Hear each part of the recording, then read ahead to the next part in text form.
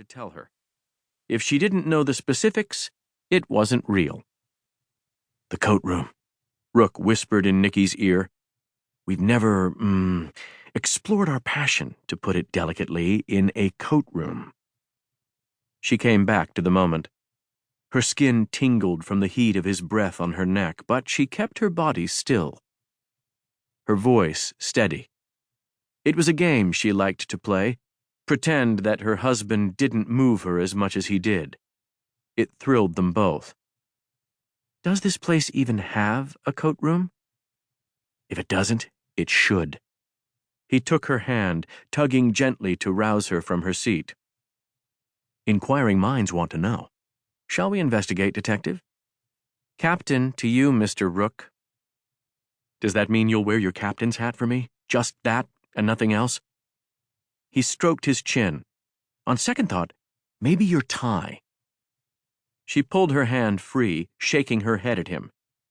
"Rook," she said, making her tone take on a trace of warning to hide the saucy response she wanted to give. "My hat, my tie, and my handcuffs. Tonight you need to be a grown-up. It's an awards ceremony." He sat back in his chair, arms folded across his chest. "My idea was so much more fun," he said, pouting. "And you're nominated." There was a gleam in his eyes, a light that never ceased to amaze her. Jameson Rook was a kid at heart. Tragedy and death had been left on her doorstep, obliterating the light-hearted side of her, but Rook had grown up in a loving household with a mother who indulged him far too much. He had saved Heat from the tragedy of her own story, and the glint she saw in him now reminded her how much she loved him, how much she needed him. "If we leave now, you'll miss the chance to hear your name called," she said. His mouth quirked just the tiniest bit, and she knew she had him. "You might even win." This rattled him. He spun his head to face her. "Might win? If I don't win, it'll be the crime of the century. No other journalist has done as much for this city as I have." He started ticking off the list of his journalistic credits on his fingers. "I mean, this year alone, I put the spotlight on corruption at the hands of the New York and New Jersey crime families. I uncovered a scam of the highest level at only the most elite Upper West Side preschool. I stopped—" "Exactly. You deserve this award," Nikki said, and she meant it. Jamie worked hard, digging deep for a story. He was not afraid of getting his hands dirty, and he always sought the truth. All the more reason not to go in search of the probably non-existent, she whispered that last part to herself, coat room.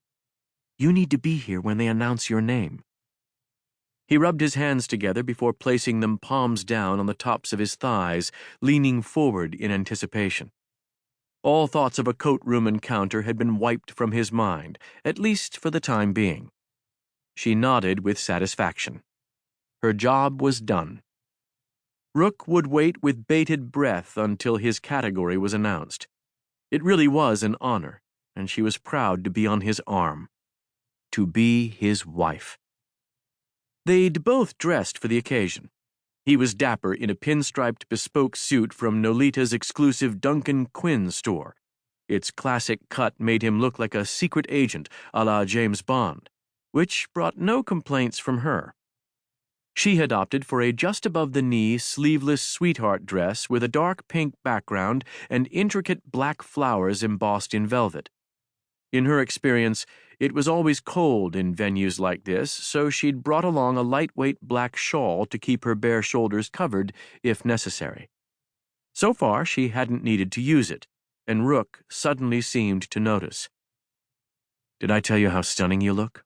he said, his eyes scanning her appreciatively.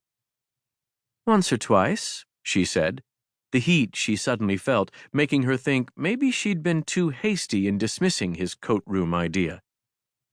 Like happened so many times when they were together, he seemed to know just what she was thinking. "Rethinking the coat room rendezvous, aren't you?" She shrugged non-committally. "Am I?" "Oh, you definitely are. You forget how well I know you, Heat." She met his gaze.